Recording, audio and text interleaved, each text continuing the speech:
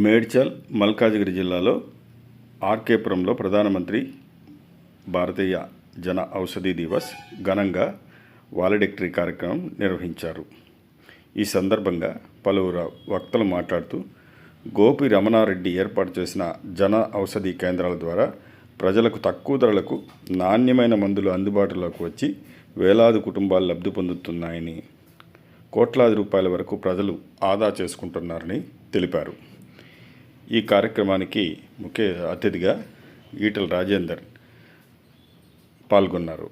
ఆయన మాట్లాడుతూ 2014లో దేశంలో దాదాపు 200 జన ఔషధి కేంద్రాలు మాత్రమే ఉండగా ప్రస్తుతం దేశవ్యాప్తంగా 18,000కు పైగా కేంద్రాలు పనిచేస్తున్నాయని స్పష్టం చేశారు.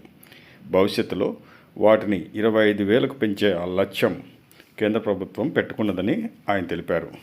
తెలంగాణ రాష్ట్రంలోని ప్రతి ప్రభుత్వ ఆసుపత్రిలో కూడా పేద మధ్యతరగతి ప్రజలకు ఉపయోగపడే విధంగా జన ఔషధి కేంద్రాలు ఏర్పాటు చేయడానికి పార్లమెంట్ సభ్యుడిగా తాను కృషి చేస్తానని ఈ సందర్భంగా ఆయన హామీ ఇచ్చారు. ఈ కార్యక్రమంలో వందలాది మంది మహిళలు పాల్గొన్నారు.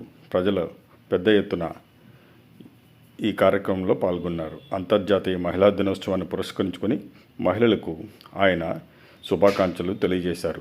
గెస్ట్ ఆఫ్ ఆనర్గా మేజర్ జనరల్ జీఓసి శ్రీనివాసరావు గారు పాల్గొన్నారు. ఈ కార్యక్రమంలో ముఖ్య అతిథులుగా బీజేపీ జిల్లా అధ్యక్షులు డాక్టర్ ఎస్ మల్లారెడ్డి, నేరేడ్మెట్ మాజీ కార్పొరేటర్ శ్రీమతి మీనా ఉపేందర్ రెడ్డి, వినాయక్ నగర్ మాజీ corporator Shrimati Rajyalakshmi, Malkajgiri corporator Shravan Kumar, Telangana nodal officer Saurabh Joshua, సంస్థ జనరల్ మేనేజర్ విజయభాస్కర్ రెడ్డి, ఇతర నాయకులు పాల్గొన్నారు.